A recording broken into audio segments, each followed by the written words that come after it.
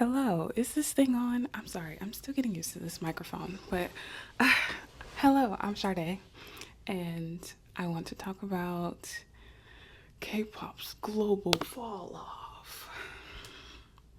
I don't know if you've seen this article around. I've seen it on Twitter, and people, I'm sorry, I'm looking down at my laptop because I wrote notes. I came prepared. I want to talk about this. I'm a K-pop stan. I'm passionate about music in general, and I just have a lot of different things to say. People are going to be quick to say, because you have some criticisms or constructive criticisms about something, that, oh, you're just a hater, you're just an anti. No, I think a lot of these things can be improved on. The global appeal is still there. I think that people are like jumping to conclusions and saying like, oh, it's because BTS isn't here. And I have some pushback to that. So hear me out. And I think this is kind of going to be like a little therapy session for really passionate K-pop collectors and us talking about our burnout, because I know we all feeling it. Are you feeling it? I know you're feeling it. So the title of this video, what did I put? The downfall of K-pop globally. Overconsumption, Black culture. I'm a Black American, and that's going to be very important. Coming up soon. Ticketmaster bootlickers. Oh my God. Like, y'all just run your tongue down the crack of their ass like it's a credit card. Relax. And more. I'm going to talk about a lot of different things, so bear with me. Not everything in this video is my opinion alone. I want to also shout out my friends who I often have conversations about K-pop with. I'm going to put their ads up here. And now I want to do a chapter overview so you kind of can know where we're going with this.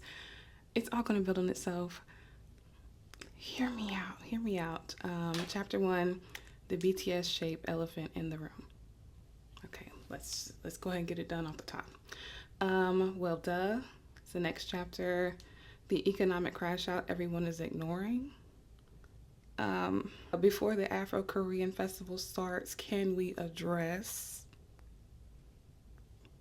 Taeil burning Stans, chat rooms on Telegram, the erosion of the perception of Korean men and how it affects boy groups' marketability. Y'all fucking up the bag. The next chapter, is your mental health deep fried too?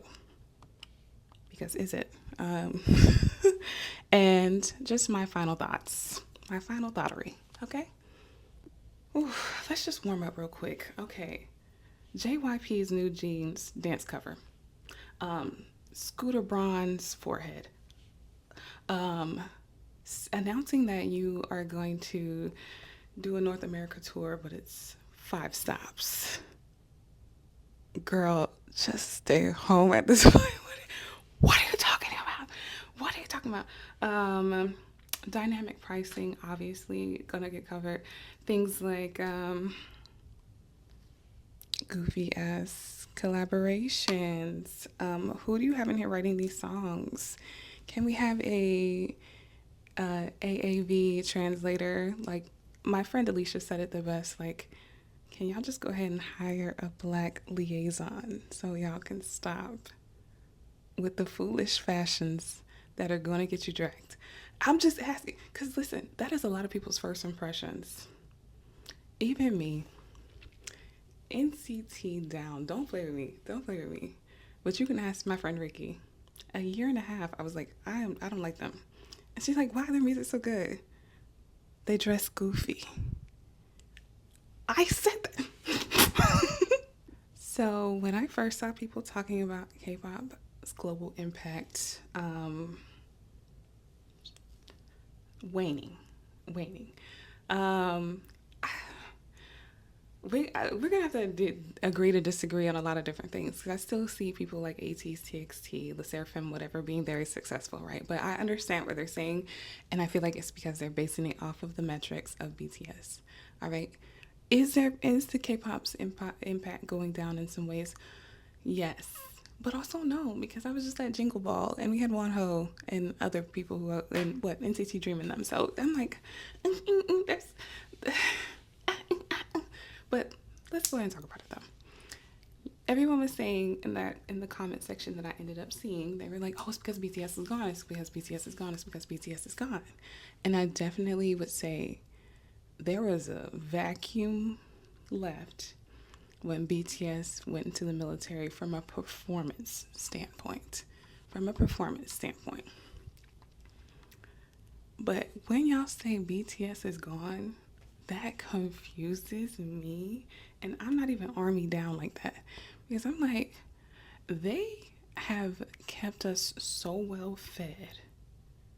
Considering the way most people handle their enlistments, right? Like, hear me out. They consistently had content coming out. And I was like, y'all act like BTS and left us for dead. And that's just not, it's factually incorrect. Like, I'm over here bumping, what?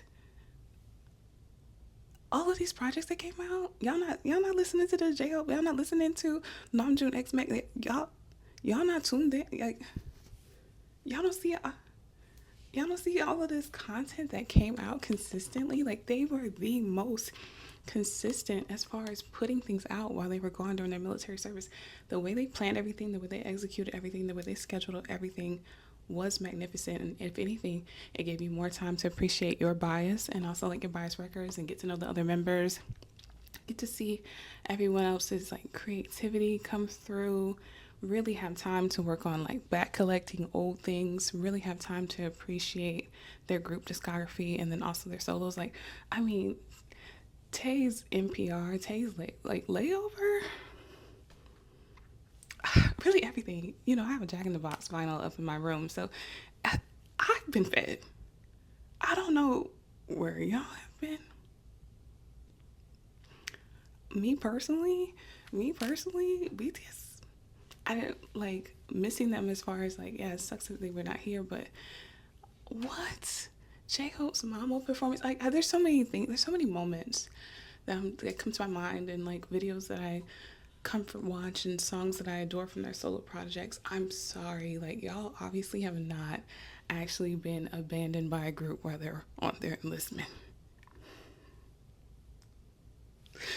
Listen, when I tell you Kai did not have, Kai's about to come back and I'm very excited, so let me go ahead. You want to talk about missing somebody?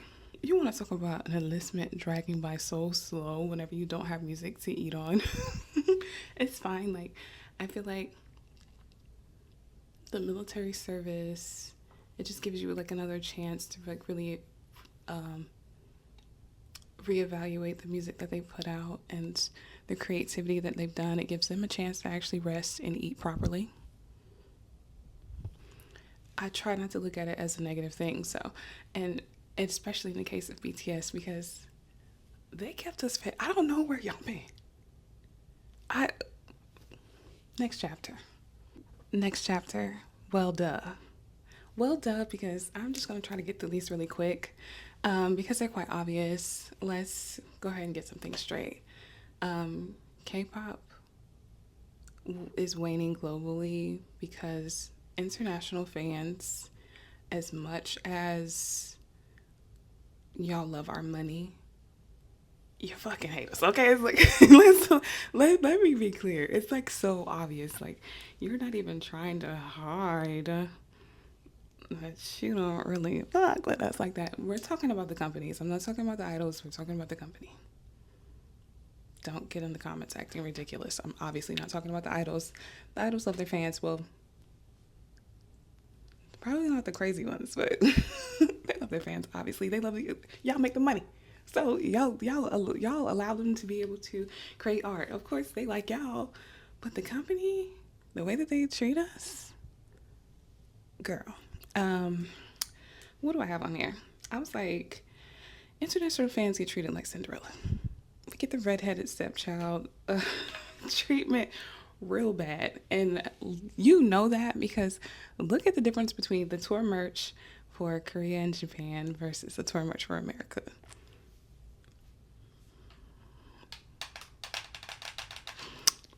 They be just giving us anything. They be giving us straight junk.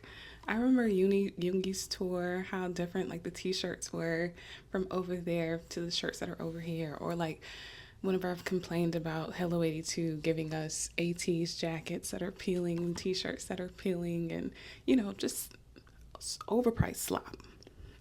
If you don't just order a shirt from ITZY instead of that $60 shirt that's raggedy as hell, be fucking for real. Okay, what else? Accessibility. If you do not live in New York, if you don't live in California as a K-pop stan, like, it's just, life sucks. I live in the South, so I get nothing. I get very much nothing. So yeah, accessibility. If you do not live in like maybe like Chicago, maybe Houston, but more importantly, like, just if you're gonna be a K-pop stan, just go ahead and move to New York or California if you want any type of crumbs. Great. Do you know how big the United States is? Listen, somebody's gonna come in from Europe and be like, hold on, tiny violin. We have it so hard in Europe. It's so hard for us. Hey! Sorry. The United States is so big. Please look at a map. Please, like, look at the scale of some of these states. Like, look at, like, even if you are gonna, even California is huge, but they always go to one place. Like, police. I'm not talking about you. We're talking about a, North American perspective. Okay? This is a gigantic country, and you only come to these specific places. Y'all go look up flights to New York or California from all of these other states. It's very expensive to try to travel for any type of K-pop event, concert, etc. Like, it's just not accessible, and there is a lot of money to be made here, obviously. Hence why they're trying to infiltrate every, Target, Barnes and Noble, Like, they know that they have fans here. And they still are giving us 4 stops on the tour. Like, be for real. Let's see. Membership kits. Membership kits are virtually useless for us as international fans. Just some cute pictures.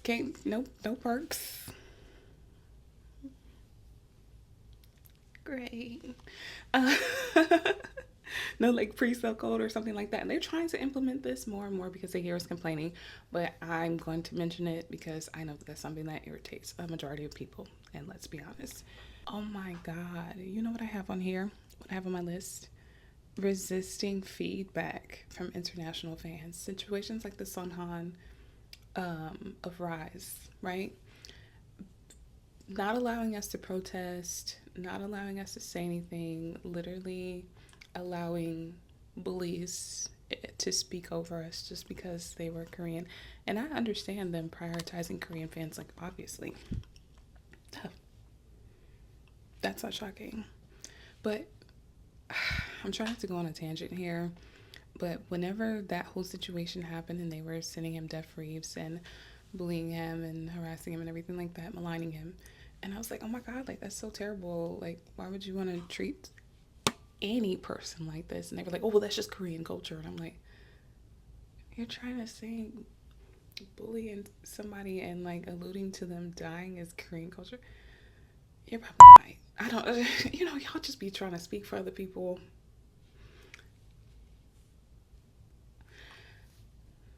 Please, let's relax. But yeah, I just wish that our opinions and our feedback as international fans, especially since we end up paying a lot more for the same things or a lot more for a lot less, I just wish that they would listen to our opinions every once in a while. Like, dang, you want to appeal to this market but don't give a damn about the customers. That doesn't make any sense. Also, over here, we don't get any, like, fan cafes or, like, small events that help, like, build up that fandom, help have those experiences and different things that I think bonds a fandom to the artist even more. So yeah. And then on top of that, the companies are now rolling out things like AI fan calls. Oh, So you hate us and you think we're idiots. And listen, they're not wrong. Hold on. Because people are buying it. People are buying the AI fan calls, but it's like, how little do you value the idols? And then also, like, there's just something so weird and so creepy and so goofy about that. We can have another listen, I'll just make a video bashing all the AI. I would love to, okay? Some more in the well done category. I'm trying to go fast. I'm sorry. This is gonna be a long video. Just go ahead and get something to eat, something to drink. Hopefully you have YouTube Premium so you can like just zone out and treat this podcast style, okay?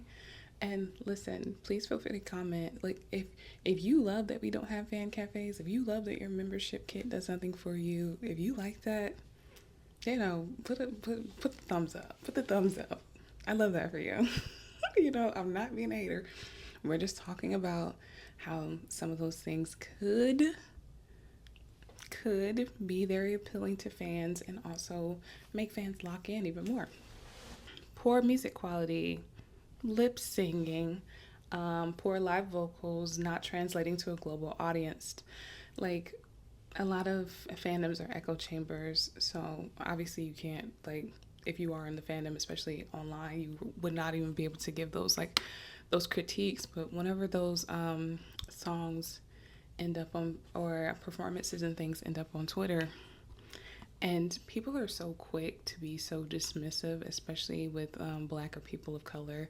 They'll see like one group being raggedy and just like attribute that to the whole entire K-pop industry. I think that's ridiculous, but I'm just saying it happens.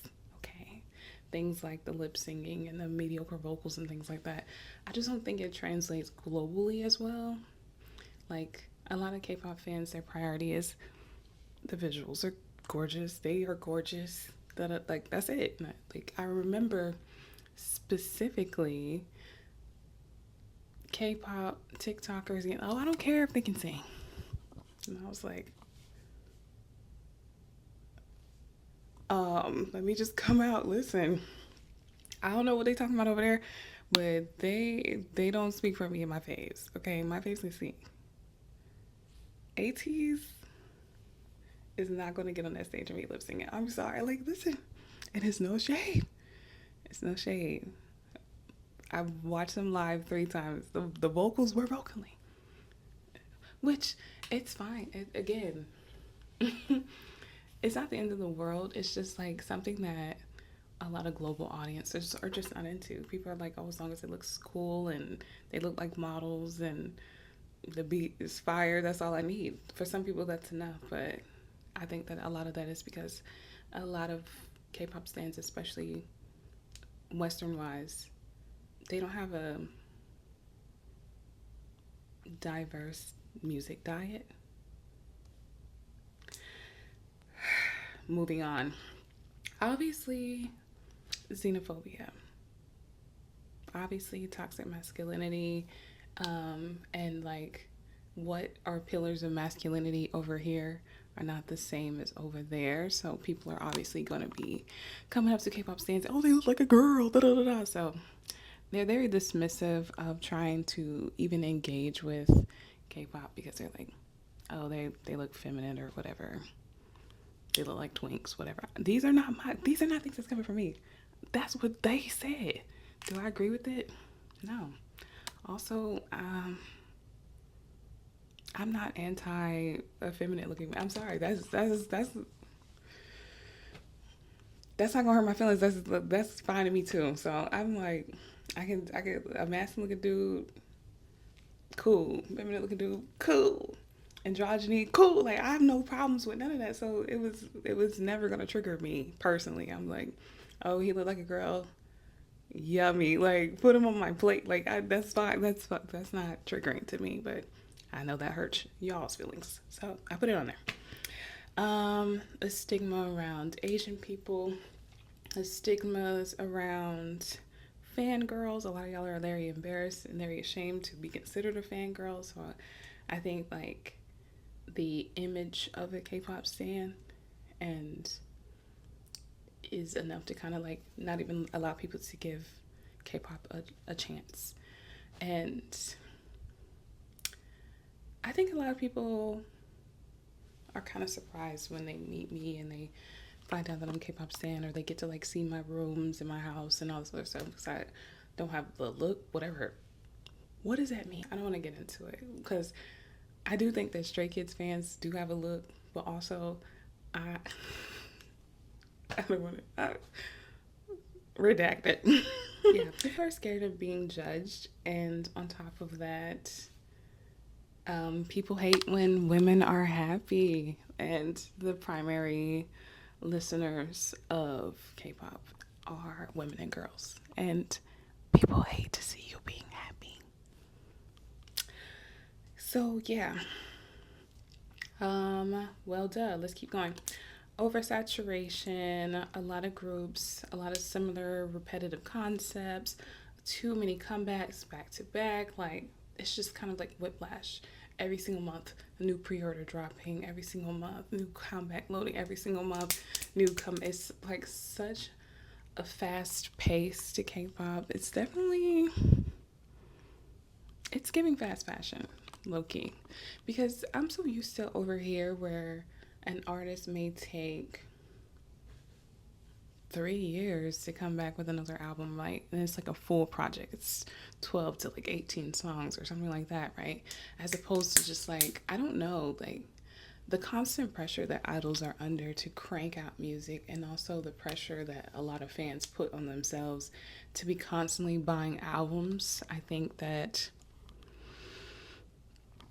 it wears on people. And it's very difficult for you to develop your like identity as an artist when you like have to always be putting things out. Like, how can you like have the experiences needed to work on your writing? How can you like, you know, navigate through like what genre you're going to be tackling next, or how you're going to sharpen your sounds, or like what direction concept you want to go into? Like,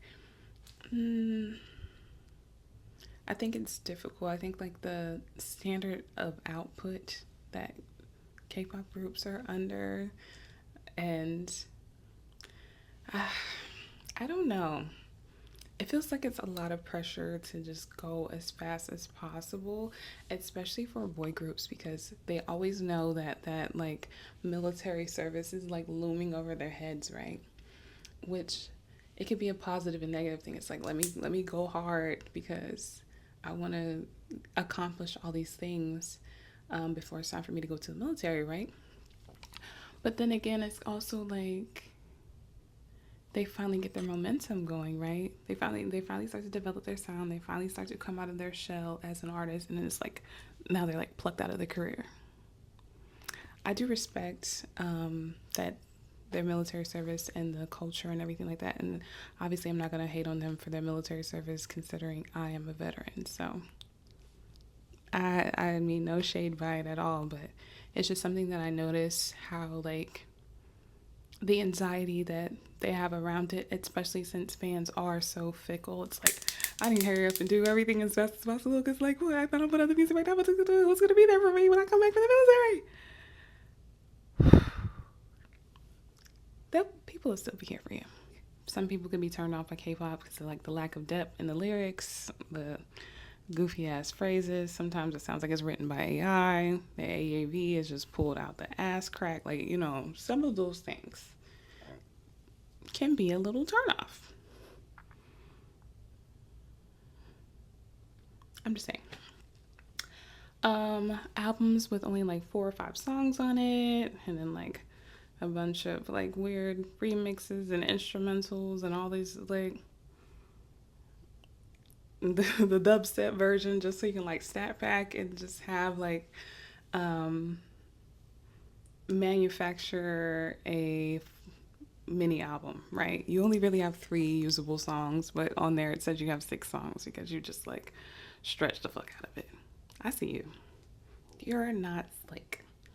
You're not slick. Just take some more time and draft up another song or 2. Thanks. Management, changes on social media, TikTok. I think with the TikTok ban, and also whenever UMG took down some music, it just really showed the impact of social media on the K-pop music industry at large, but also very much K-pop. A lot of people got into K-pop because of TikTok, and a lot of people, I mean me, by a lot of people I mean me. A lot of the groups that I learned about, a lot of my knowledge of K-pop, the starting point was social media. I didn't have like a lot of people near me locally that was into that, so I had to go through social media avenues in order to learn. So with all these changes on social media, that's going to greatly affect K-pop's global impact. Let's be honest. I think a lot of the hype around K-pop and the fandoms and things are manufactured in the first place. I put this right after the social media part because I do think that, like, in the grand scheme, a lot of people are more casual than we've realized. A lot of people do not have hundreds of albums in their house. Like, I know that, like, I'm weird and I'm over the top and I'm more of like off the deep end, and most people are very like casual, very passive fans. Like, they're not trying to go to every single concert. They not trying to buy every single photo card. Like, we also need to take inventory of the fact that, like, a lot of people have flooded into niches and subcultures for the like aesthetic, and because it was like trendy at the time, right? Trend cycles, right? And I hate to say this, but racist trend, it's weird. I don't, hear me out. Like, oh my God, it makes me think about Gwen Stefani and like her cosplay of like different races all the time. Back in the day, the woman you are. but yeah, like, I think, sorry, Chinese is like gonna be like the new trending Asian. Sorry, bro. This sounds ridiculous. But I'm serious. As a black person who's only trending for like 2022. What, 20, yeah, it was like 2020 to 2022, and now they back out of style again. Nobody cares about us, even though they copying everything that we do. Lord. But yeah, no, like, I think there's ebbs and flows to the trend cycle, and I think some people were jumping on the K-pop bandwagon, and I also think that, like, it kind of like made it seem like there was a lot, but I do think that people are quite fickle, and that's fine. At least you gave it a try. At least you, I think you're still stepping out of your comfort zone in any way is good. It's just like everything being made an aesthetic or made a core, it kind of gets like more fickle people into it. You know what I'm saying? So it's just something to think about. All right, my next thing is weird collaborations, throwaway remixes. Can we not? Can we? G-Eazy?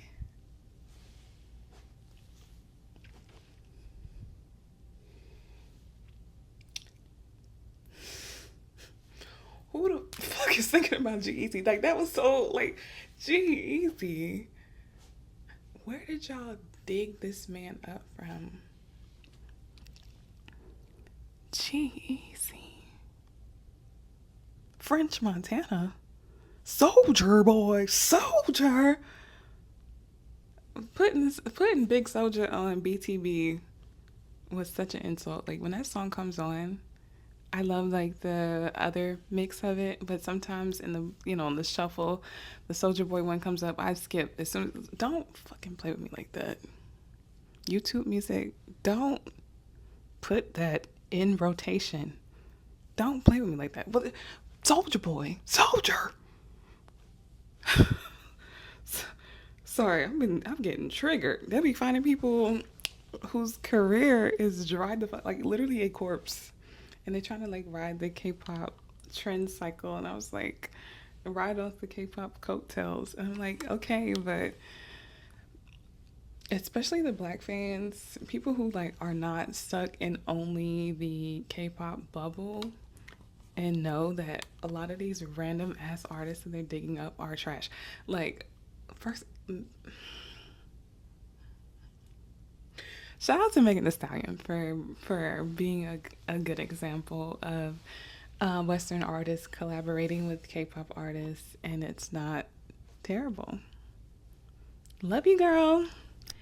Instagram specific, okay? The Instagram specific K-pop collector sphere, the confession post, the bully,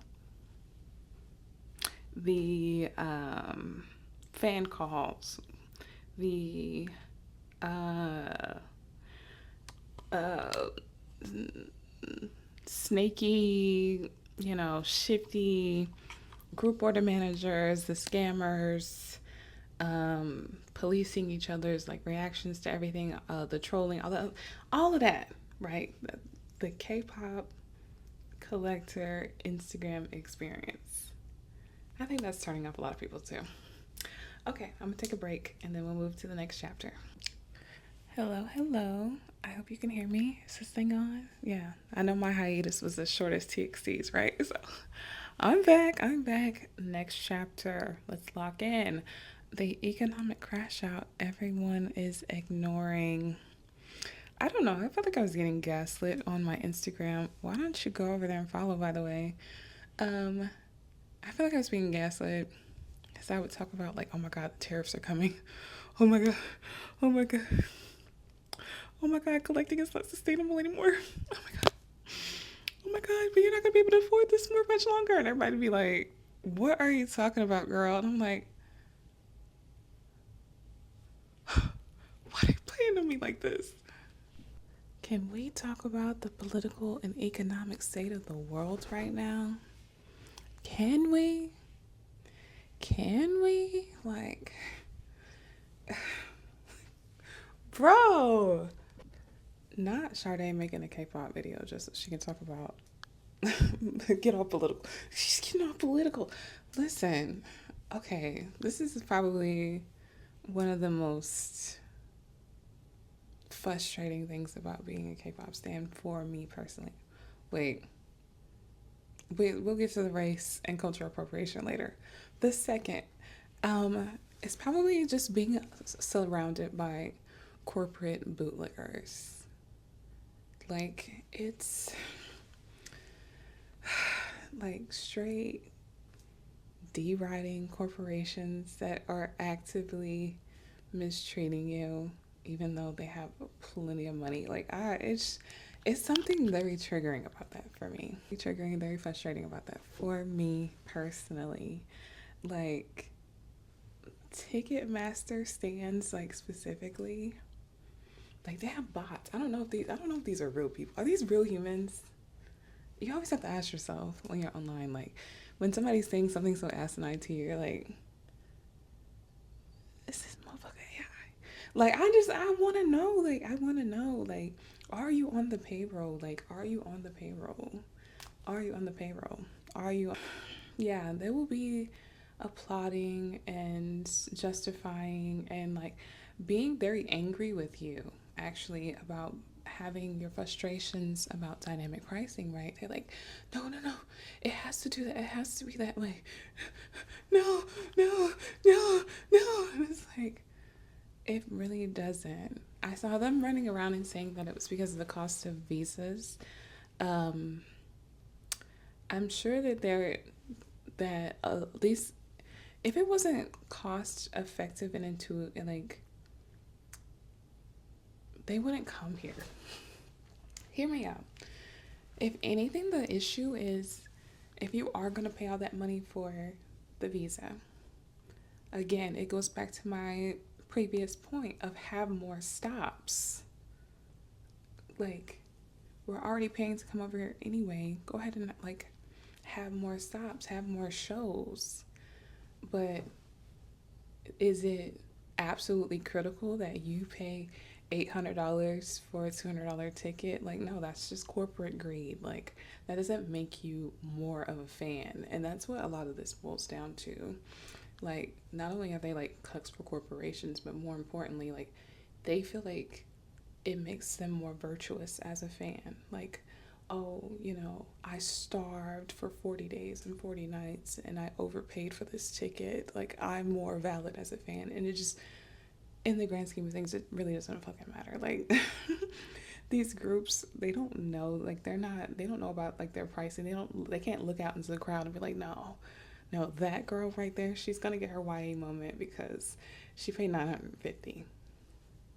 Like, you're standing beside somebody who paid 400. They don't know. They don't know.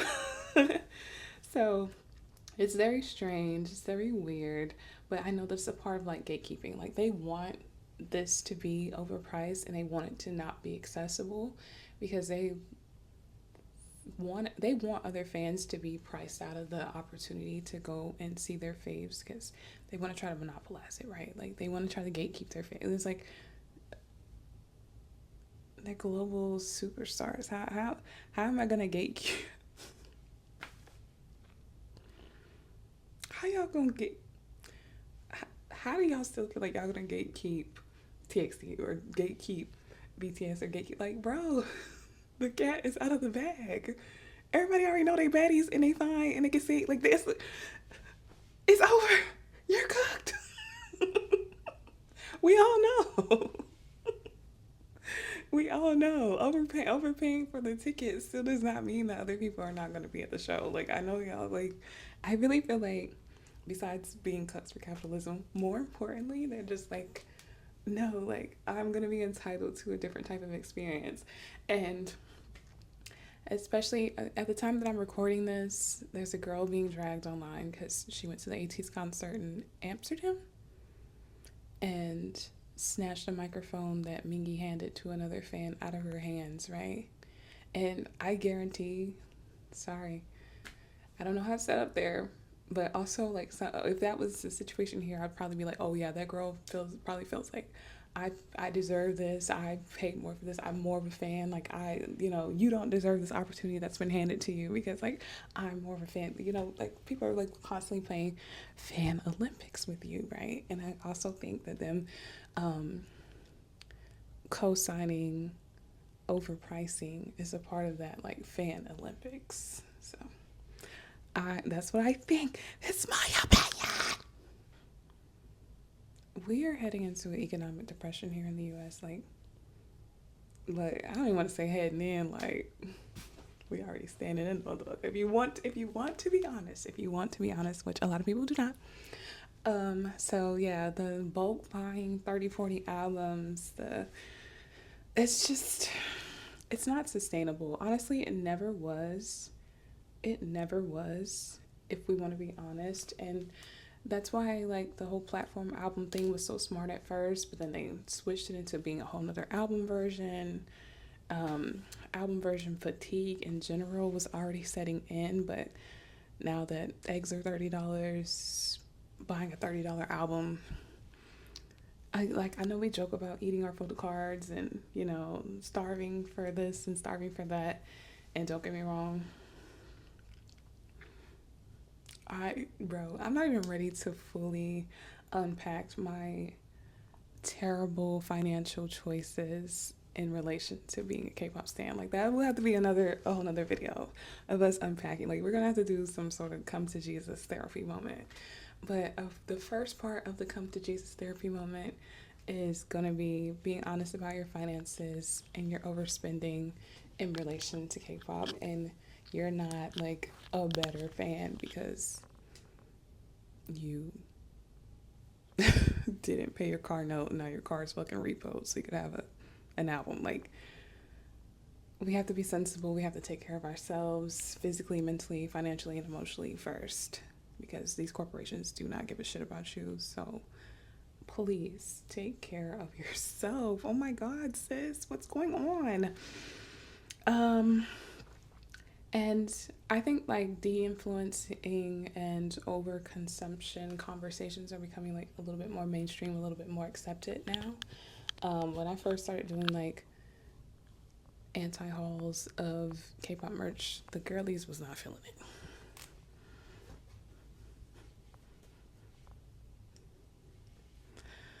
Because they were really, really honestly willing to buy any scrap of bullshit as long as it came with a photo card. Which, like, bro, I get it. Like, I get it. And this is what I'm saying.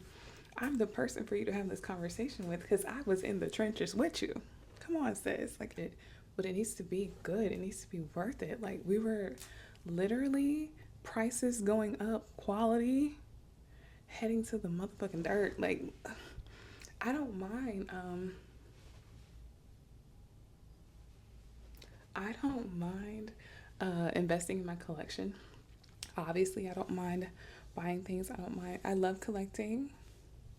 Come on, sis. I love collecting. But also, I want quality things, and we kind of struggling right there. We're kind of struggling in that department right now. Okay. A paywall. A lot of things used to be free. Like, we used to get laps all the time with idols. We used to get like vlogs and things, which, first of all, shout out to you, NCT, for not putting these things behind the paywall. You know, I'm over here in ATEEZ, child. They trying to put everything on a DVD, or they trying to put everything behind a paywall. Thank you so much for still posting those vlogs. I fall asleep to those every night. Thank you. Thank you for still uploading on YouTube. God, the girlies don't want to post stuff on YouTube no more. Why would I make a Wanna Tease episode whenever I could put that energy into doing a bunch of fan calls? Exactly. Like, bro, that's where the money resides. Where the money resides. Please don't stop, NCT. Please. Um, but yeah, no. A lot of things are being put behind the paywall. Like, why why would I let why wouldn't I put all my fans in like this paywall group chat mass message thing and let them talk to themselves and pretend like they're talking to me? Or like selfies that used to go on Instagram, let me put it behind the paywall. Like, please. First of all, this goes for everything though. Everything is turning into some sort of subscription, microtransaction, whatever. Like, leave me alone. Stop. Stop it. Stop. Stop it. Stop it. Stop it. Stop it. Um, and the last thing that I have under the economic part of this, which I'm sure there's other things I could think about, but I'm trying to wrap it up. I'm sorry. But approachability. I would not start collecting K, like, if everything would have been different and I didn't discover K-pop until this year of 2025, I would not start collecting K-pop. This entire bookshelf over here is covered in K-pop. And more everything that's on my desk. And also that bookshelf right there. This whole bookshelf is covered in albums, right? If I was starting this year, like, or if I was discovering K-pop this year, I would not have that at all, because I think it's like not approachable. I think it's very overwhelming. I think there's so much to buy. There's so many. There's almost like too many options, too much choice, too much coming at you too fast. It's too overwhelming. It's too. And if I was not already locked in, I just don't. I wouldn't see personally, like,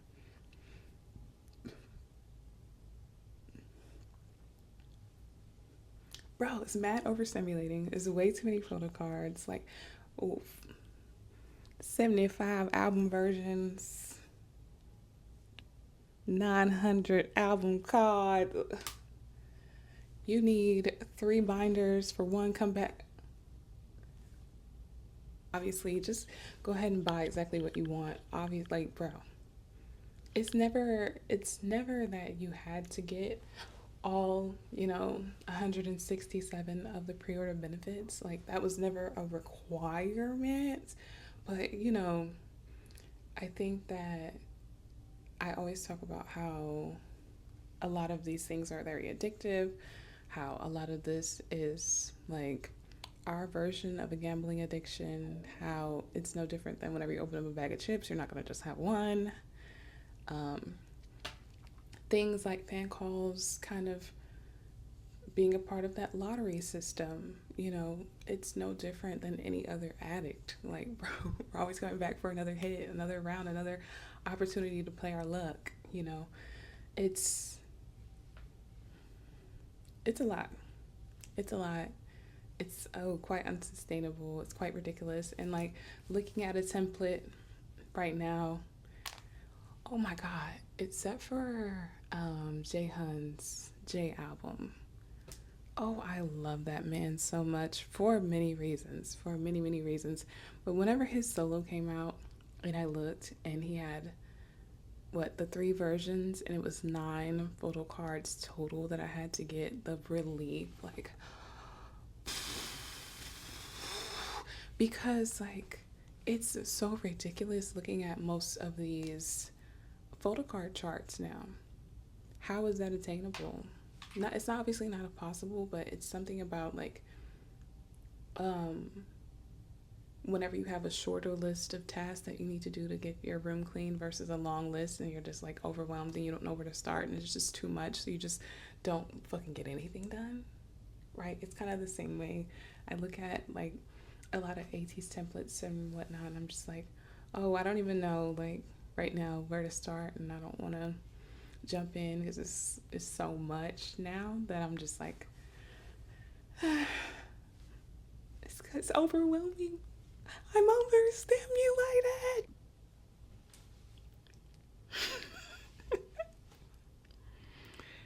Before the Afro Korean Festival can start, can we address some things?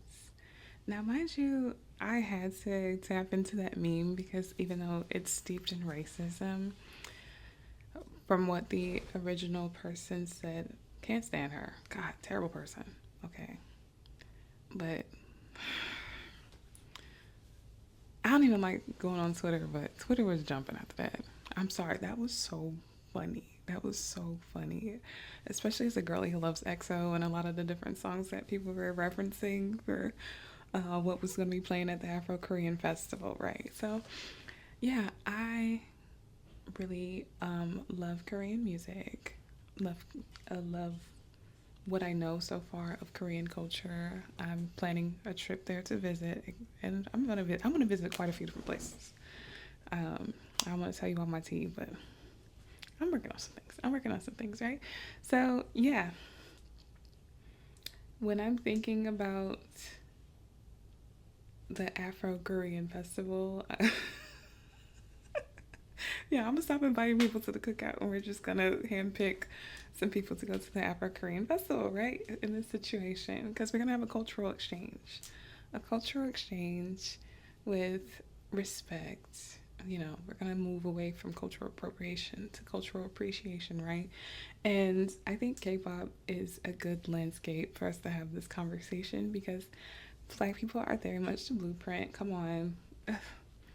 And I'm not in the mood to like educate people who don't already know this. So many people who've made videos talking about how much even the originators of K-pop are very inspired by Black people. You know, my friend, I put her face up on the screen. She has a lot more conversations about this. She talks about it a lot on Instagram.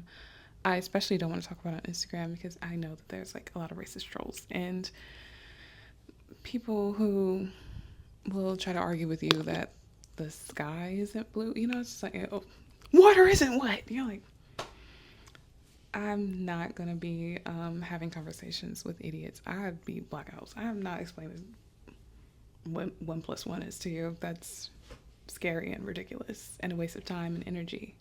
And I don't think you should be letting people drain you and antagonize you.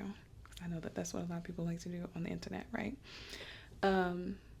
AAVE and some of the goofy ass stylings of K-pop artists, like even the scandal that GOT7 was just in,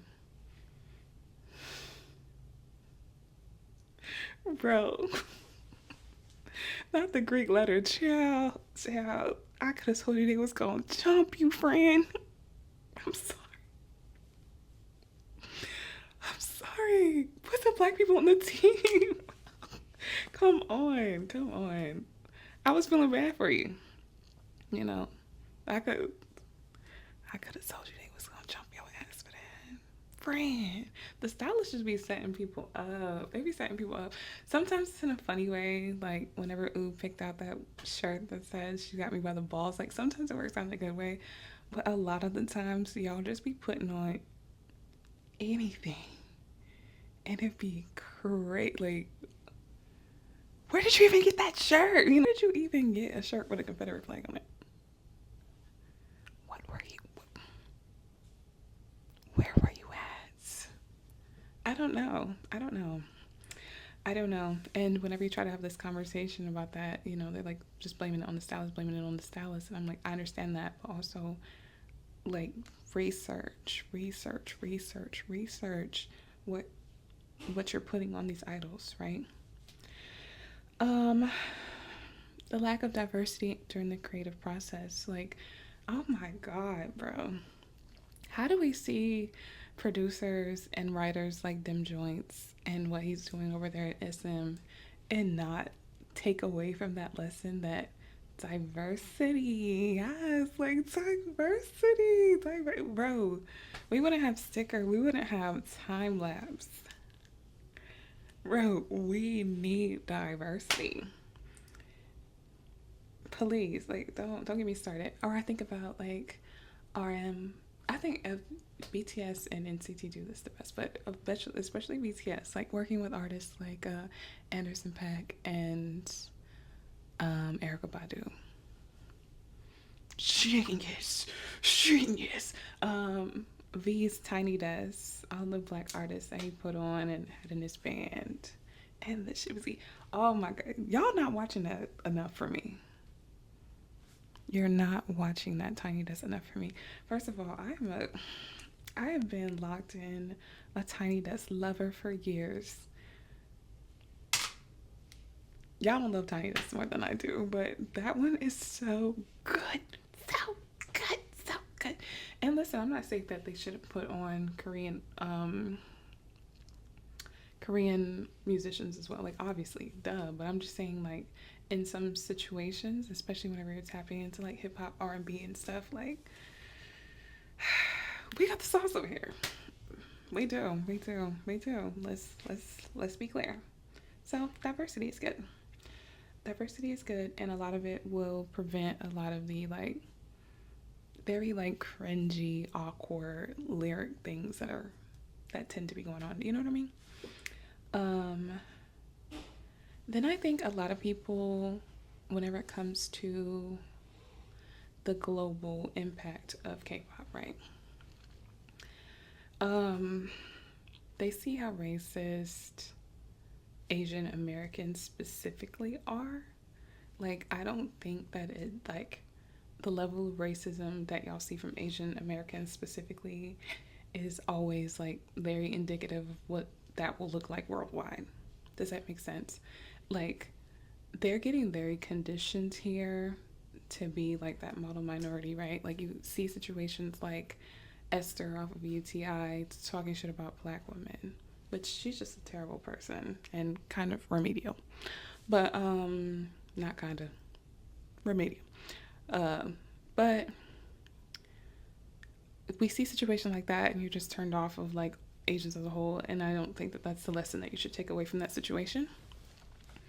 Or we see things like that boy who sued to get rid of affirmative action but then still couldn't get into college because he just wasn't smart enough. Like he just thought inherently by being Asian that he was being like oppressed or something. I don't know. It was just weird.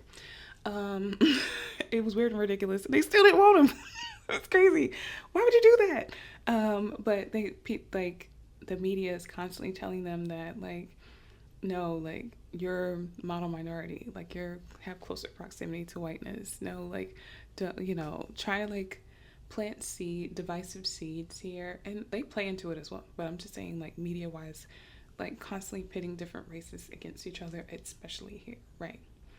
And I just think like a lot of the maybe like the racism or like offensive things that we see from people that don't live within the US, I think a lot of times it's just like being uneducated. But I understand being turned off because you see specifically here how they've fallen into a lot of like racist traps or like trying to pander to whiteness or whatnot. So I can see why that makes people apprehensive whenever it comes to approaching K-pop. Maybe some of their like initial experiences with Asian people here have been, but it's like, do the knowledge, okay? Do the knowledge. They need to do the knowledge. We need to do the knowledge. There's more similarities than differences, and there's a lot to unlearn, and there's a lot of like shared history. You know, as I'm like looking into Vietnam and the Vietnam War, I'm looking into, you know, just so many different events of the past, looking at Asian people who were a part of the Black Panthers and stuff like that, and I just really realized like there's a lot that bonds us. There's a lot of divisiveness in people who stand to gain from the division.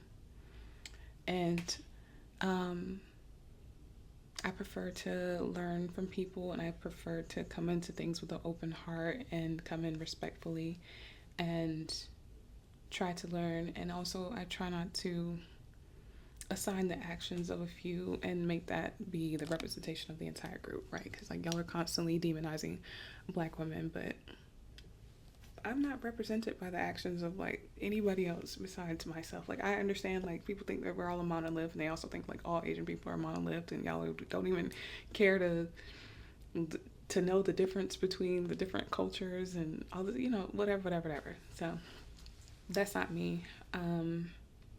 So I think that will be getting to know each other, learning our history, learning the different ways we've all been oppressed, learning the different ways that media has shaped our perception of each other. I think even with the whole Red Note situation, I think that really opened up people's eyes, that a lot of the narratives that you were fed about different people, a lot of it's fucking bullshit. So just have an open mind, learn about others. And yeah, I think that getting into different cultures, music will help you kind of work through that propaganda, work through that. Hopefully, I don't know, there are some K-pop stans that are still very xenophobic and strange, so. But I hope that people, whenever they get into these different types of music, or people who are listening to Black music, so like Black people, they were strange. You should be learning about their culture, and I don't know. That's weird. People are strange, but I would hope that that would make you want to be educated about their history and the different things that they have going on, because that's what I take away from it. That's me though. Wasn't Babyface on Jaehyun's album? Or like help with the creative process of Jaehyun's album? I just wanted to say that. Oh my god. Fantastic.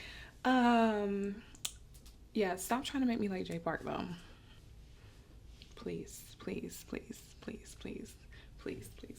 I never liked him. And then BM put him on his album, and I was like, I like Nectar, but I have to struggle through it because Jay Park's on there. Ugh, so triggering. I wanted to ask you, what would you put on your Afro Korean Festival playlist? Like, what song? Oh my god. What songs? You gotta tell me. Tell me what songs, okay? Okay. Here's my cat. She's here with us for emotional support because we are about to talk about some pretty triggering things. Like, I've been meaning to talk about this for a while. Cat baby, say hello. Oh, my bad. I didn't have the microphone in my hand. I got my emotional support K-pop boy. I got Jaehyun. I got my cat baby. We need some emotional support because we're about to talk about something. Girl. So upset about this for so long, and I just have not talked about it outside of my handful of very close friends. So please, like, if you're triggered about about just violence perpetuated against women, etc., you might need to skip this chapter, okay? But also, it's a really important conversation, and I'm bringing it up for a legitimate reason. Okay, I wouldn't bring it up just to trigger you for no reason. But this chapter, I'm sorry, I'm so emotional about this. Kitty, come hold my hand. She said no. Hold on. Sorry. Taeil, Burning Sands, the chat rooms on Telegram, the erosion of the perception of Korean men and how that affects boy groups. We can't talk about the global impact of K-pop waning and, dissipating some without talking about how the girlies are still doing this. The girlies are still popping off. The boy groups, it's difficult. It's difficult. I think that boy group fans are extremely loyal. Probably more loyal than girl group fans, but we can argue about it. But I think that there's a very reasonable fear around standing boy groups right now. And I think it's very justified, especially after, first of all, I need compensation for my emotional damage related to that whole thing. Like, oh my God, bro. Listen, whenever you're standing a group, you're spending so much time and energy. You're watching these vlogs and you're going to these concerts and you're listening to music for hours and hours. And you know what I mean? It's like so much time and investment there. And we don't know them. Obviously, we don't know them. I hate when people jump in the comments and they're just like, well, you don't know them. I spent a bunch of time and fucking money on this motherfucker. So finding out that he's a sexual fucking degenerate and he was hurting women or a woman.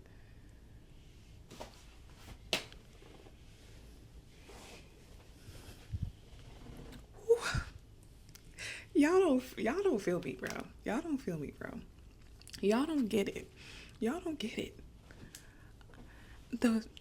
First of all, the betrayal and the shame and the pain that he brought to the members of NCT, the members of 127, like, so the pain, the negativity, like, and those are the type of headlines that cross out of the K-pop space, right? So the way that it affects other members, like the way that I would just be posting about Jaehyun and people would come in my comments and like harass me and berate me and sorry, the cat. Why are you gonna lean on the tripod? Sorry. They would harass me, harangue me, berate me about him under video. I've never collected this man. First of all, he was mid anyway. Sorry. Diamond, get away from that. Such a child, bro. But yeah, even though I've never collected him at all, like, the problem is not losing him in the group, because who fucking cares? Least popular ass member anyway. That's not the point. It's just the betrayal and the frustration about it. It's the victim that had to suffer. It's the way other fandoms were trying to use it as a gotcha moment and like being very rude to nctzens, like unprovoked. Like, so we're already like dealing with this trauma and this frustration related to this betrayal and just being so disgusted and so disappointed and so caught off guard and so shocked. And I wanted to say that, like, a part of that being the way we infantilize idols, that's part of the problem too, and a part of the reason why we were so blindsided. Because you just, first of all, men are men. Men are men. Men are trash, and men are men. Men are men. A Korean man is a man. It's so unfortunate. It's so unfortunate. It's so unfortunate. It really is. And I'm gonna speak for myself in this moment. Like, I started really getting into K-pop because I've always loved R&B. I always loved singers. I always loved talented live performers. I've always loved. I mean, I feel like I got chased out of black R&B spaces because I was like, oh, this guy's a Pedialyte. This guy's an abuser. This guy's a this. You know, the charges, the freak off stuff. It's cringy. Like, oh my god, I can't listen to this music. I can't listen to Ages Ain't Nothing But a Number. Girl, you're a victim. So it just totally, like, I can't separate art from artists. That's me personally, though. I'm speaking about me right now. I personally can't separate art from the artist, so it was really hard. It was really hard. So yeah, it's very traumatizing. First of all, shout out to the editors that edit every picture of 127 and make sure that everything is OT8, because honestly, we were always OT8. Can I have a therapy? I don't know what y'all talking about. It's always been OT8. 127 is OT8. They've always been OT8. Sorry. Side note. But yes, I think it's a lot of people are going to become more and more apprehensive because they've seen headlines of chat rooms and different things that these artists have done, or learning about burning. After you learn about these types of things and you start to see these types of things, it just makes you not want to deeply invest yourself into boy groups. Like, there's a fear there.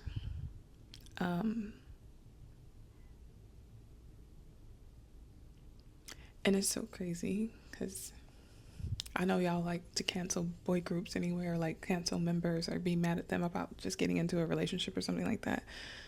I don't really care. But something like this is just really, really, really hard to move past, especially when people, like, I'm just saying, hopefully you never have to go through what nctzens had to go through in this situation, and it constantly being turned into a joke, and it constantly be just in your face, and just constantly trying to, like, rectify and process that you at one point was supporting somebody who could do something like that. It's so frustrating. Like, it's so just ugh. So I just think that situations like that, and just learning more about things like that, I just think it's gonna turn off a lot of people, or also just make people very fearful, because, like, people threw away, but I'm using him as an example, but I'm not saying he's the only person who's done something like this, or, you know, or whatever. That's not what I'm trying to say, but I'm just telling you I'm using this experience that I had to kind of frame that I understand the apprehension in getting into K-pop. I understand if somebody doesn't want to run out and buy 1,000 photo cards of somebody, and then something comes out about them and you have to throw away all that money. Y'all's Taeil's collection is fucking useless. Like, it's all of that fucking money, all of that time, all that energy, all that love. You cannot give it. You can't get it back, you know? And it's infuriating knowing that someone who you've supported for years could be capable of something so disgusting. So it's a lot to process, and you have to understand too. Okay, you may have been like an R. Kelly fan, which, okay, but you only thing you did was like go to a concert or like have a Chocolate Factory CD or something, which that's us, because wasn't that after the trial? I don't know, dude. We're just using that as an example. But I think that, like, a lot of K-pop stans, especially the type that I'm talking about, the type like me, we invest so much more than, like, a Western fan does into a Western artist, right? We got the t-shirts and the bumper stickers and the so going hard in the paint like that, and then finding out something like this, I get it. I get being apprehensive. I get being concerned. I get being paranoid. I just get it. I just get it. After this, I'm like, do I want to stand another man?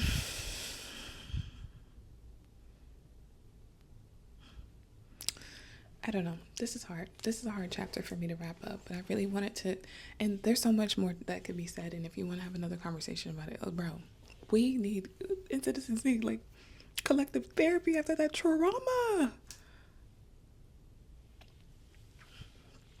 So I could see on a global scale, especially when that whole like ninth room chat room thing, I could see on a global scale the side eye. Because especially whenever you think about how in Western media they kind of like, how do I say this, like desexualize Asian men, you know, like you see how they like kind of project what do you call it, hypersexuality on black men, which there is projected onto them, but also they feed into it because they think that that's a part of like establishing some sort of masculinity, which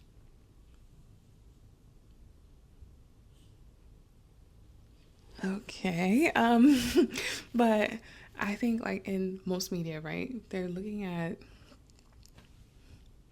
Asian men as not like being like super like sexual or like hyper masculine, which media is a tool of propaganda, by the way. So I'm not saying that's how I feel. I'm just saying like a lot of people, the way that they look at them, right?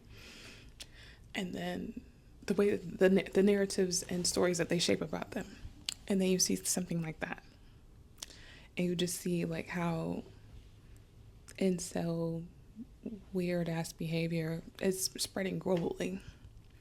And even spaces where women felt like K-pop was like a safe space to consume men, right? I see a lot of women in this space. I see like a lot of lesbians and like queer people in this space, you know, honestly.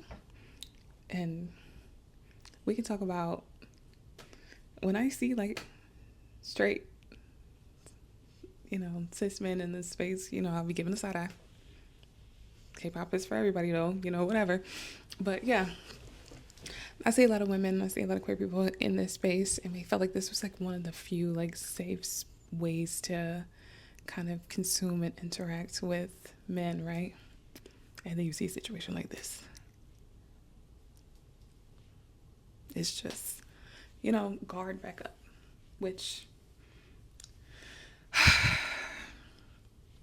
guard is up. Okay, all right. I'm gonna wrap up this chapter because there's so many feelings and there's so many emotions there, and it's just hard to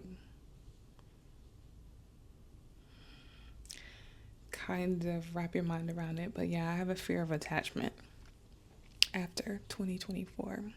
I have a fear of attachment in general with K-pop groups because like this is a side note, this is separate, but like Riize Sunghan situation, or like, you know, free NewJeans situation and stuff like that. It's like, bro, whenever there's something going on with the group that you love, that should be hurting your feelings. Like, I'm sorry.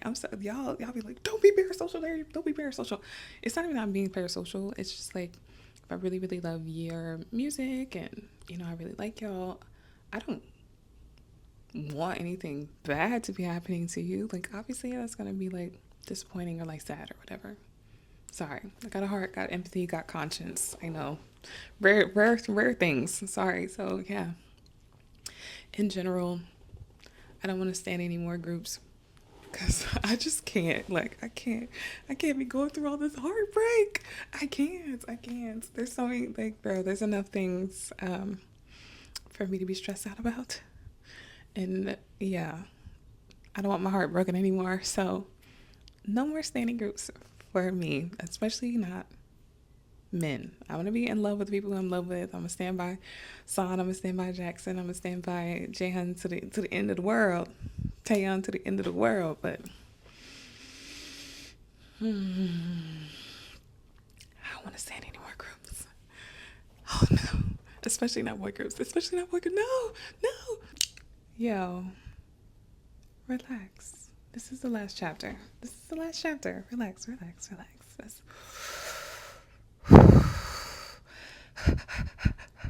Woosah. You know, let's I had to take a little break. I'm okay. Are you okay? I hope you're okay.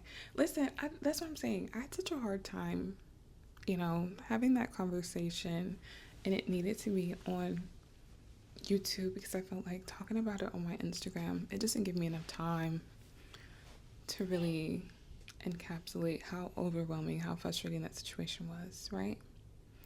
And I had people being so mean and so nasty to me in my Instagram comments. Like I had like a little NCT makeup tutorial and they were down there like negging me underneath it, like, oh, getting ready to go to jail. Don't put that on me.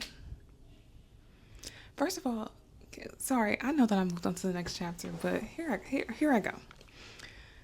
I was very irritated that the actions of a grown man was like being put onto and shifted onto women, a mostly woman fan base. Like, first of all, he was disgusting for doing that, knowing that it's mostly women that were supporting his career and stuff like that. So that was already weird. But also, people harassing nctzens, which it's mostly women, for his behavior, as if we were not caught off guard by that as well. Like,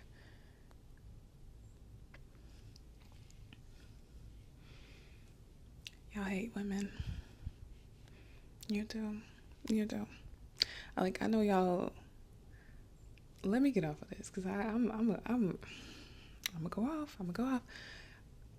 Let's reset. I was about to get pissed off all over again. Sorry. Okay. I'm reloaded. If you don't get that reference, yikes. Is your mental health deep fried too? That's our next chapter. Let's talk about our mental health. Like, especially after what we just talked about, let's talk about our mental health. Is that okay? Are you ready? Even if you're not, you need to vent. You do. Get down there in the comments and trauma dump, because I know you're I know you're about to. I know you're about to. And that's okay, because this is like the whole point of this video is to also highlight that there's not one particular issue that's going to make K-pop go away. It's not going away anyway. First of all, we just saw Megan Thee Stallion posting with Psy. We doing good, okay? We're going in a fantastic direction. But also, there's some things that we need to acknowledge, and that we need to process, and that's okay. And I don't think that there's like any one thing that turns people off K-pop. It's an amalgamation of things. So you could tell me what falls within your Venn diagram, right? It's not just going to be one of these issues and you just run off, or you were not that invested in the first place. You understand what I'm saying? So I just kind of wanted to like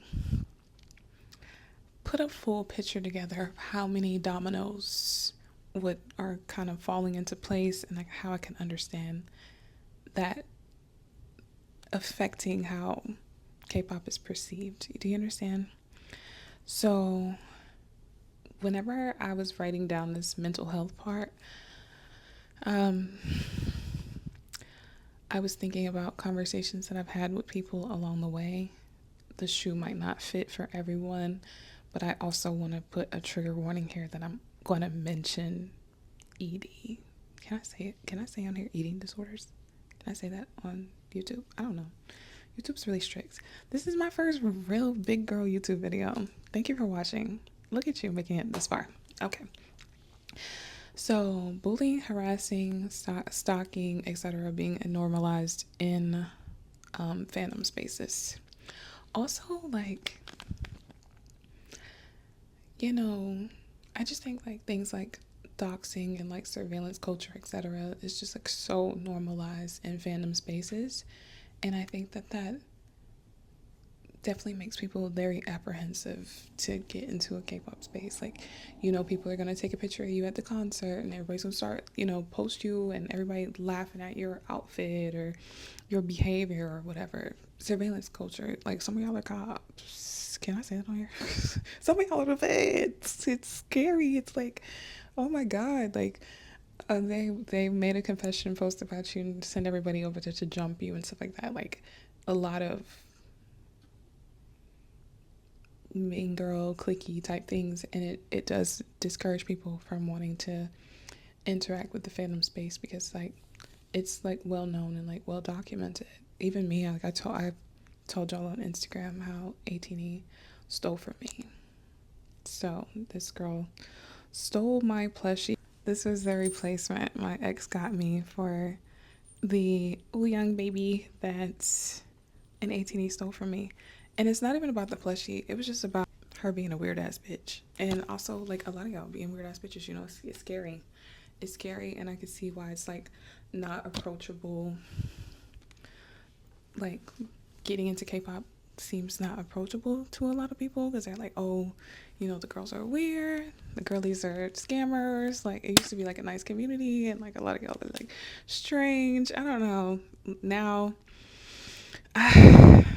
scam life, slime life, like it's something else. The harassment, like the bullying campaigns, the witch hunts, the every other day just finding something to nitpick about other people. Like, bro, go stream the music. Like, oh my god, why? The bullying is crazy. The bullying is crazy. So I can understand not wanting to. And it's kind of like, I don't know if I want to say the name and conjure those people up. Bro, the perception, we're talking about perception here and how that can make people not be interested in music. Like, a lot of black people, because of the racism of Swifties, will probably never ever give Taylor Swift a chance, for example. Your fandom doesn't fully like represent you per se, but people will people will be like, oh, I'll never listen to BTS because I don't like ARMY. I mean, I don't agree with that, but we're just talking about perception. If somebody doesn't want to give an artist a chance because their fandom is really unhinged, I think you could be missing out on some good music in some situations. I'm not gonna listen to Taylor Swift, I'm sorry y'all, but you know what I'm saying. I understand that, like, maybe I'm missing out on my favorite song in the world by not wanting to be in those spaces. You understand what I'm saying? And I think some people feel that way about K-pop. Industry ageism, especially the girls, like the way that, you know what I'm talking about. You know what I'm talking about. But also ageism within fandoms. I seen an ATEEZ get dragged off the internet for being 39. I was like, wait, are all of y'all gonna die after 25 or something? Like, what is the end game? I don't know. But yeah, I think that that's something that could kind of turn people off of K-pop, the extreme like ageism, both industry wise and also within the fandoms, especially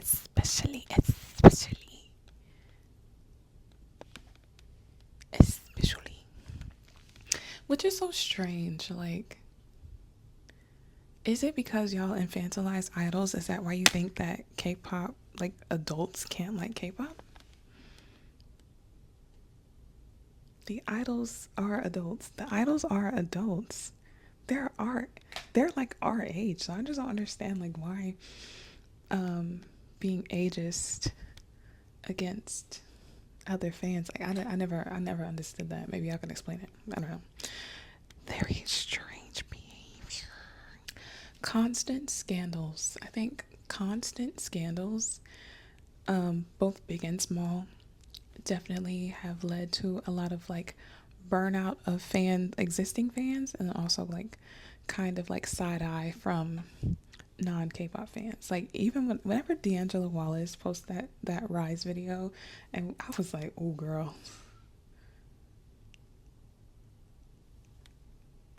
Oh, girl. They side-eyeing us, y'all. This is crazy. Like, I know this is crazy. I've been saying it's crazy. I've been getting gaslit and bullied, right? We're saying this is insane. But yeah, that that is wild. Like the coverage that ended up getting. I was like, yeah, people looking in like, what do you mean somebody can't smoke a cigarette and have a picture with a girl? Like, y'all are tripping right now. It looks crazy. Like even the Yoongi bicycle thing, like please do not drive intoxicated. This goes for anybody. At the same time, I don't know. It's like y'all were dragging it too. It was both. It was both. Like absolutely do not like. I'm gonna let the legal system hold people accountable. I'm not gonna get on here and like roid rage about this. Like y'all got to, bro. It was a lot. It was a lot. So much about it. And you're just like, yeah. Let me log out because please, like, please. He's okay. He's safe. Everything's fine. Like, relax. Relax. Relax. Relax. Relax. Fandoms cannibalizing themselves. That's on my list. The hive mind, the cult of silence, and any type of critique makes you an anti. I love music. I love talking about music. I love learning about music. I love looking into lyrics. Like I was just eating up this Drake and Kendrick thing. Only mostly because I was just fascinated by Kendrick's lyrics and like wordplay and the GNX album, and I like love watching music breakdowns, right? And it's like there's no space for that here. Either people are like the only thing that they're talking about, and maybe this is because like the lyrics are not dense enough, but the only thing they're talking about is like out, out outfit fails, and you know, like we can't like actually talk about music or actually talk about opinions or anything like that because you get jumped out here, okay? Like, oh my god, geez Louise, tough crowd. um Sorry, I keep touching my hair. I'm self-soothing. Forgive me. Constant fan wars, ugh, engagement farming, trolling, exhausting, blah, blah, blah, blah. I know, listen, I know it gets on your nerves too. So much negativity. So much negativity. Bro, don't give that stuff energy. Don't let the shenanigans exhaust you. Mute people, block people who are insufferable. Yeah, yeah. I'm just in like a block it, keep it away. It's too much going on in the world. Like it's too much to stress about. Like, bro, I'm over here like working on my passport, working on my budget, working on some things that I'll tell you about later on, right? I can't be going back and forth with a bitch just like my faves outsold your faves. Like, okay, okay, like good. There's room for everyone. Like, I don't care, but also it's like, okay, there's room for everyone to succeed. There's an audience for everyone. I don't put a lot of stock in award shows and like these types of things. So it's like, at the end of the day, Jaehyun didn't win a Grammy, but that's still my favorite. Like, bro, I'm still in love with the J album. Like, my love for music doesn't require your validation. You know what I mean? So it's like, okay. Even my friends, they'd be like, "Oh, I don't like NCT." Like, okay, I like. Oh, let me fall on the floor. No, no. Like, whatever. It's fine. We all have different tastes, and whenever we do have something in common, that's fun. Like, it was fun that whenever I showed Kayla. Sorry, I'm gonna name drop my best friend every time, every video. My God, just get used to it. When I showed Kayla ATEEZ and she liked them, that was awesome. Now we have something else to bond over, but we've been friends for years before K-pop, and we're gonna be friends outside of K. You know what I mean? Like, okay, it's not if she didn't like them, okay. Like, y'all, you know, relax. Relax, relax, relax. The industry and other fans dehumanizing idols. That on my list because I think Western audiences see it differently, and some people, you know, we have people like Chaperone on the Grammy stage talking about how artists deserve healthcare and stuff like that. Like, I don't think a K-pop idol could jump out the window and air their grievances in that way. You know what I'm saying? Like, every time that the few times where they're outspoken about the industry, which I understand, different cultures, different level of respect, contracts that won't let you breathe without permission. You know, there's so many levels to that. But someone like me, I care about you being in safe conditions and being treated well, and they're all being exploited to a certain point, which I tried to explain to someone. We can talk about that later if you would like, but you know, there's levels to it. Okay, capitalism is exploiting us all, but there's levels to it. Okay, and for example, that girl who left JYP and who filed the lawsuit, look it up. Like, we're side-eyeing people putting these kids in these types of contracts because now we see a lot of child stars talk about those experiences here now, and we're just, thoughts and minds are changing about how people are treated in the workplace and stuff. So just something to think about, and could affect the way people look at the K-pop industry, because we're in a different space mentally, a lot of people here. So I just keep that in mind.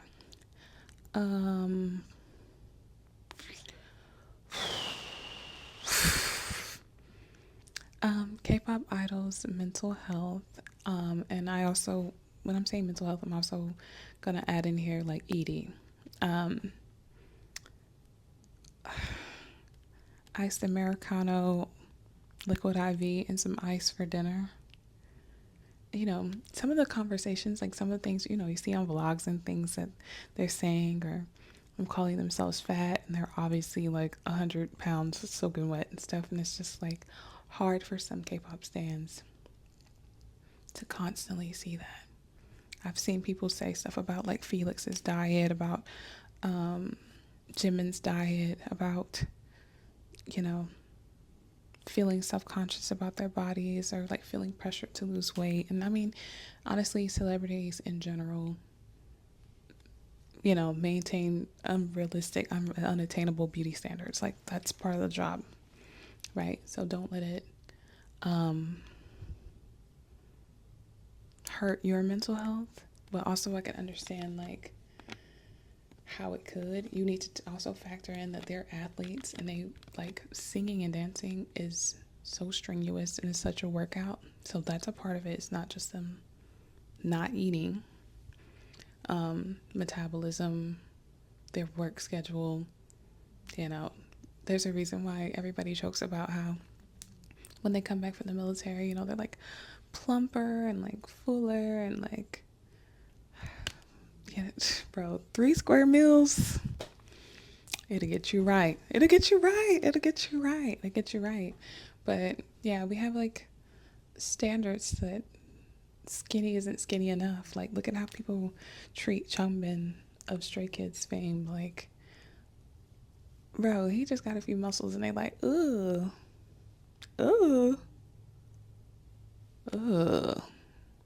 you, which I'm sorry. I'm so tempted to go ahead and talk about the anti-blackness that's there. Like, how much y'all hate curvy bodies. I already know. If you, like, don't make me go get Fear the Black Body book, because like the way that people are so like anti any type of curves, and oh my god, it's about to be skinnies in type treacherous time period over here as well. We're going through it. But yeah, please. Oh my God. You know what? Also, the way y'all talk about Twice Joyoung, her body, which first of all, beautiful, beautiful woman, beautiful. But the way that like every single outfit is just so critiqued. It's like y'all are only doing this because of her body type, and she represents so many people. Like there's so many people with a body type like her. So whenever y'all are like pity complimenting her and like giving backhanded whatever, then there's people in the comments with her body type reading that, and it's like, dang, shots fired. I'm over here catching strays and I ain't even do nothing. Like what? Okay, which I noticed that people do not know how to like. I don't know if they're just like very condescending or like just not raised in a barn or what. I don't know what it is, but I noticed like a lot of condescending or like rude compliments, not just towards her. They do it to Yosan too. In his case, a lot of like backhanded compliments about his intelligence, and in her case, a lot of like backhanded compliments about like the way she looks or whatever. So I'm like, I don't know how to explain it, but when I see it, or I'm like, that's weird. And last but not least, I want to say like the impeachment of the Korean president. I was very fascinated by that. I needed to watch closely to their politics for a lot of different reasons, and I'm sure y'all are watching what's going on in the United States as well. I think that political unrest and tomfoolery is definitely going to make people like apprehensive to get into music and art and stuff like that, or like learn about other people's countries or what's going on in their other places. America's pretty embarrassing politically right now, but honestly the music has been slapping lately. So and yeah, I think that even though that could be turning off some people and kind of making them side-eye Korea, I hope that we get some bangers out of this. Is that wishful thinking? I don't know, bro. You know what I need right now? I'm talking to you, ATEEZ. I need something like Gorillas right now. Like scream in my ear and just be like, F the system. Like that's what we need right now. That's what we need right now. Whatever. Okay. Final thoughts. We made it through. I made it through my first official YouTube video. And now, mind you, not every video is going to be about K-pop. A lot of it's going to be traveling and some other things I can't talk about right now. Like, I don't want to say. Please, just give me a chance, It'll all make sense once I get it all together. I don't like telling my right hand what my left hand, what my left hand is doing, because motherfuckers be praying on your downfall. Okay, so I can't tell you exactly what I'm plotting, what I'm planning, but I want to bring some positivity and talk about mental health, and hopefully we can make a video talking about budgeting. We can make a video talking about some of these new laws that are coming down and how it's going to affect us in a K-pop way, in a girly pop way, in a, oh my God, if you even like Korean skincare or, buying things from China, etc. As you can see, things are happening and they're not good. Okay, so we'll get to that. We will get to that. But yeah, I hope that you like this video. I hope that you understood where I was coming from. If there's some topics that you want me to expand on more deeply, we can.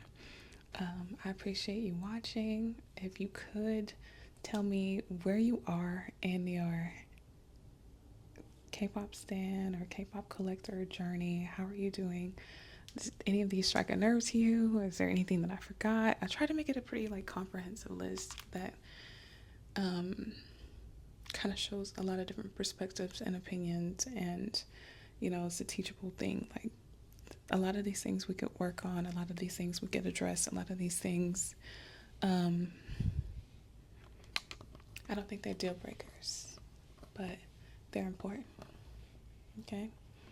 So you can tell me your thoughts and opinions about it. Tell me if there's any other type of video that you want me to make. I'm trying to move away from a lot of unboxing content because 2025 no buy, as I say, for travel. Okay, so, and also the economy is on its knees, so that sucks. So I miss collecting. Like, there's something about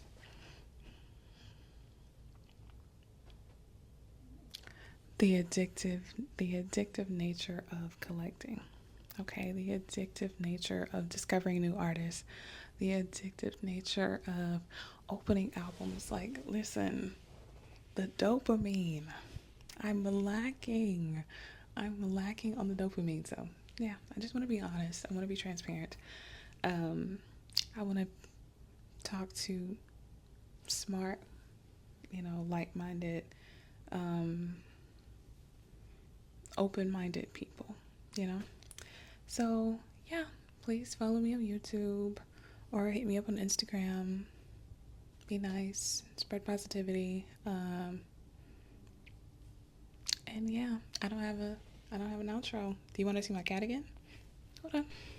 I'm always thinking about amazing ideas for K-pop merch. I just don't have the money to start the businesses that I deserve to have, right? And the way that I want her to have an NCT color so bad, bro. Tell them. It would be so perfect. Tell them you want it. Yes. Say bye to everybody. Say bye. Diamond, say bye. Finally, jeez. Thanks.